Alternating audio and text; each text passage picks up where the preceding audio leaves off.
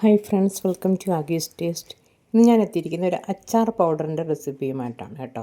ഒരു അച്ചാർ പൗഡർ എങ്ങനെയാണ് ഉണ്ടാക്കുന്നതെന്നും അതുപോലെ തന്നെ അതുപയോഗിച്ചൊരു അച്ചാറും ഞാൻ കാണിക്കുന്നുണ്ട്. ഇതിനായിട്ട് ഞാനൊരു 20 ഉണക്കമുളകാണ് എടുത്തിരിക്കുന്നത്. സാദാ മുളകാണ് കേട്ടോ, കാശ്മീരി ചില്ലി അല്ല, സാദാ മുളക്. അത് 20 എണ്ണം എടുത്തിട്ടുണ്ട്. ഒരു 2 ടീസ്പൂൺ ഉലുവയും 2 ടീസ്പൂൺ കടുകും എടുത്തിട്ടുണ്ട്. ഇനി കായം നമ്മൾ ലാസ്റ്റാണ് ചേർക്കുന്നത്, കായപ്പൊടിയാണ് ചേർക്കുന്നത് കേട്ടോ. അപ്പോൾ ആദ്യം നമുക്ക് മുളകൊന്ന് വറുത്തെടുക്കാം. ഒരുപാട് കരിഞ്ഞു പോവാതെ ഒന്ന് ക്രിസ്പി ആവുന്നത് വരെ ഒന്ന് വറുത്തെടുക്കാം. ചെറിയ തീയിലിട്ടൊന്ന് വറുത്തെടുത്താൽ മതി. അപ്പോഴത്തേക്കും നമുക്ക് നന്നായിട്ട് കിട്ടും. അപ്പോൾ മുളകൊക്കെ നന്നായിട്ട് ചൂടായി വന്നിട്ടുണ്ട്. നമുക്കിതിനെ കോരി മാറ്റാം. അപ്പോൾ മുളകെല്ലാം കോരി മാറ്റി. ഇനി അടുത്തായിട്ട് ഉലുവ ഇട്ട് കൊടുക്കാം. 2 ടീസ്പൂൺ ഉലുവയാണ് ഞാൻ എടുത്തിരിക്കുന്നത്.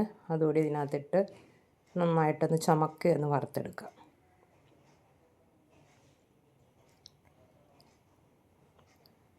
ഉലുവയൊന്ന് പൊട്ടി ചുമന്ന് വരുന്ന സമയത്ത് നമുക്കിതിലേക്ക് കടുകും കൂടി ചേർത്ത് കൊടുക്കാം. കടുക് ചേർത്തിട്ട് നമുക്ക് ഈ സ്റ്റൗ അങ്ങ് ഓഫ് ചെയ്യാം കേട്ടോ. ഒരുപാട് തീയിലിട്ട് കടുക് ഒരുപാട് കരിച്ച് കളയേണ്ട കാര്യമില്ല. ഈ ചീനച്ചട്ടിയുടെ ചൂടിൽ തന്നെ കടുക് റെഡിയായി കിട്ടും കേട്ടോ. അപ്പം ഉലുവയും കടുകും എല്ലാം റെഡിയായി പൊട്ടി വന്നിട്ടുണ്ട്. അത് നമുക്ക് കോരി മാറ്റാം. ഇതെല്ലാം കോരി മാറ്റിയതിന് ശേഷം ആദ്യം നമുക്ക് മുളകാണ് പൊടിച്ചെടുക്കേണ്ടത് കേട്ടോ. അപ്പോൾ മുളകിൻ്റെ ഞെട്ടൊക്കെ ഒന്ന് കളഞ്ഞെടുത്ത് മിക്സിയുടെ ജാറിലേക്ക് ഇട്ട് കൊടുക്കാം. നല്ല ഉണങ്ങിയ മിക്സിയുടെ ജാറായിരിക്കണം കേട്ടോ. വെള്ളമയമൊന്നും ഇല്ലാത്തൊരു മിക്സിയുടെ ജാറിലേക്ക് ആദ്യം നമുക്ക് ഈ ഉണക്കമുളക് ഇട്ട് കൊടുത്തൊന്ന് 1-2 പ്രാവശ്യം ഒന്ന് പൾസ് ചെയ്തൊന്ന് ക്രഷ് ചെയ്തെടുക്കാം. അപ്പോൾ മുളക് ക്രഷ് ചെയ്ത് കൊണ്ടുവന്നിട്ടുണ്ട്. ഇനി നമുക്ക് ഉലുവയും കടുവും കൂടി ഇതിലേക്ക് ചേർത്ത് കൊടുക്കാം. അതും കൂടെ നന്നായിട്ട് പൊടിച്ചെടുത്തിട്ടുണ്ട്.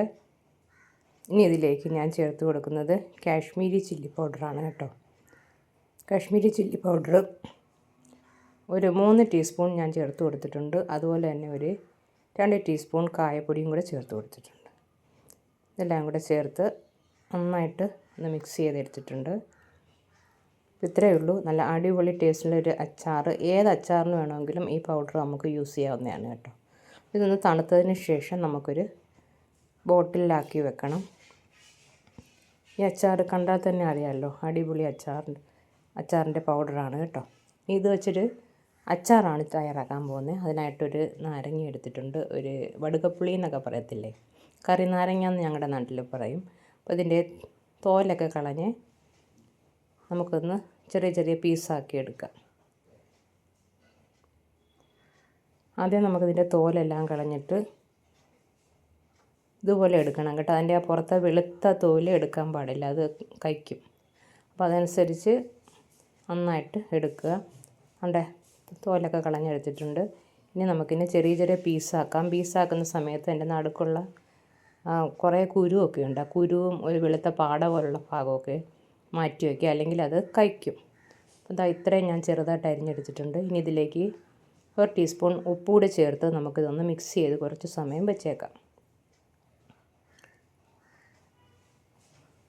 ഒരു 10 മിനിറ്റ് ഇതിങ്ങനെ ഇരുന്നതിന് ശേഷം നമുക്ക് അച്ചാർ തയ്യാറാക്കാൻ തുടങ്ങാം. വളരെ എളുപ്പത്തിൽ തയ്യാറാക്കിയെടുക്കുക ഈ പൗഡർ ഉണ്ടെങ്കിൽ കേട്ടോ. അതുകൊണ്ട് ഒരു അച്ചാർ തയ്യാറാക്കാനായിട്ടൊരു മൺചട്ടിയാണ് വെച്ച് കൊടുത്തിരിക്കുന്നത്. അതിലേക്ക് കുറച്ച് നല്ലെണ്ണ ഒഴിച്ച് കൊടുത്തിട്ടുണ്ട്. അതിലേക്ക് നമുക്ക് 1 ടീസ്പൂൺ കടുക് ഇട്ട് കൊടുക്കാം. കടുകൊന്ന് പൊട്ടി വരുന്ന സമയത്ത് ഇതിലേക്ക് ഒരു 5-6 അല്ലി വെളുത്തുള്ളി ചെറുതായിട്ട് അരിഞ്ഞത്, ഒരു ചെറിയ കഷ്ണം ഇഞ്ചി ചേർത്ത് കൊടുക്കാം. അത് രണ്ടും ഒന്ന് മൂത്ത് വരുന്ന സമയത്ത് അതിലേക്കൊരു 2 പച്ചമുളകാണ് ചെറുതായിട്ട് അരിഞ്ഞത്, അത് ചേർത്ത് കൊടുക്കാം. കുറച്ച് കറിവേപ്പിലയും കൂടെ ചേർത്ത് കൊടുക്കാം. ഇത്രയും ചേർത്തൊന്ന് വഴറ്റിയതിന് ശേഷം നമ്മൾ അരിഞ്ഞു വെച്ചിരിക്കുന്ന ഉപ്പ് പുരട്ടി വെച്ചിരിക്കുന്ന നാരങ്ങ ഉണ്ടല്ലോ, അതിലേക്ക് ചേർത്ത് കൊടുക്കാം. അതും കൂടെ ചേർത്തൊന്ന് മിക്സ് ചെയ്യുക. മിക്സ് ചെയ്തതിന് ശേഷം നമുക്ക് ഇതിലേക്ക് ആവശ്യത്തിന് ആ അച്ചാറിൻ്റെ പൗഡർ ഉണ്ടല്ലോ, ആ പൗഡറിലേക്ക് ചേർത്ത് കൊടുക്കുക. ഞാൻ ആദ്യമേ 1 ടീസ്പൂൺ ഒന്ന് ചേർത്ത് കൊടുക്കുകയാണ്. എന്നിട്ടൊന്ന് മിക്സ് ചെയ്ത് നോക്കാം. ആവശ്യമുണ്ടെങ്കിൽ ഇനി ബാക്കി ചേർത്ത് കൊടുക്കുക. ഞാൻ 1 ടീസ്പൂൺ ഇട്ടപ്പോൾ പോരാന്ന് തോന്നി ഒരു 1/2 ടീസ്പൂൺ കൂടെ ഇട്ട് കൊടുത്തിട്ടുണ്ട് കേട്ടോ. ഇനി ഇത് നന്നായിട്ടൊന്ന് മിക്സ് ചെയ്തെടുക്കാം. ഞാൻ ഒരു ലേശ കായപ്പൊടിയും കൂടെ ചേർത്ത് കൊടുക്കുന്നുണ്ട് കേട്ടോ. നമ്മൾ കായപ്പൊടി ചേർത്തയാണ് പൊടിയിൽ, എന്നാലും ഒന്ന് മുന്നിട്ട് നിൽക്കണമല്ലോ മണം. അപ്പോൾ അതിനായിട്ട് ഒരു ലേശം കായപ്പൊടിയും കൂടെ ചേർത്ത് കൊടുത്തിട്ടുണ്ട്. പിന്നെ ഒരു 2 ടീസ്പൂൺ വിനാഗിരിയാണ് ചേർത്ത് കൊടുത്തത് കേട്ടോ. അതും കൂടെ ചേർത്ത് നന്നായിട്ടൊന്ന് മിക്സ് ചെയ്യാം. മിക്സ് ചെയ്തെല്ലാം ഒന്ന് ചൂടായി വരുന്ന സമയത്ത് നമുക്ക് ഇതിലേക്ക് 1 ടീസ്പൂൺ ശർക്കര പൊടിച്ചതുകൂടി ചേർത്ത് കൊടുക്കണം. ശർക്കരപ്പൊടിയാണ് ചേർക്കുന്നത്. അതും കൂടെ ചേർത്ത് നന്നായിട്ടൊന്ന് മിക്സ് ചെയ്യാം. ഇത്രയേ ഉള്ളൂ, നമ്മുടെ അച്ചാർ ഇവിടെ റെഡി ആയിട്ടുണ്ട്. അത് കണ്ടാൽ തന്നെ അറിയാമല്ലോ, അടിപൊളി ടേസ്റ്റുള്ള അച്ചാറാണ്. എരിവും മധുരവും പുളിയും എല്ലാം കൂടെ ചേർന്നുള്ളൊരു കയ്പ്പൊന്നുമില്ല കേട്ടോ. അടിപൊളി ടേസ്റ്റ് എന്ന് പറഞ്ഞാൽ അടിപൊളി ടേസ്റ്റാണ്. അപ്പോഴെല്ലാവരും ഈ അച്ചാർ പൗഡർ തയ്യാറാക്കി വെച്ച് ഉപയോഗിക്കുക കേട്ടോ. എല്ലാ അച്ചാറിനും ഇത് ഉപയോഗിക്കാം. അപ്പോൾ എൻ്റെ ഇന്നത്തെ വീഡിയോ എല്ലാവർക്കും ഇഷ്ടമായെന്ന് വിചാരിക്കുന്നു. ഇഷ്ടമായെങ്കിൽ എല്ലാവരും ലൈക്ക് ചെയ്യുക, ഷെയർ ചെയ്യുക, കമൻറ്റ് ചെയ്യുക, ചാനൽ സബ്സ്ക്രൈബ് ചെയ്യുക. Okay, thank you.